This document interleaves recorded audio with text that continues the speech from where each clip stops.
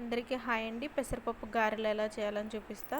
మిక్సీలో పచ్చిమిర్చి, జీలకర్ర, కొంచెం అల్లం పేస్ట్ వేసి, కొంచెం కొత్తిమీర, కరివేపాకు వేసి పెద్దగా పేస్ట్లా పట్టాలి. తర్వాత ఇలా మధ్యలో హోల్ చేసి ఇలా చిన్న చిన్న గారెలాగా వేయాలి. రెండు వైపులు ఎర్రగా కాల్చి తీయాలి. ఎంతో క్రిస్పీగా కరకరలాడే పెసరపప్పు గారెలు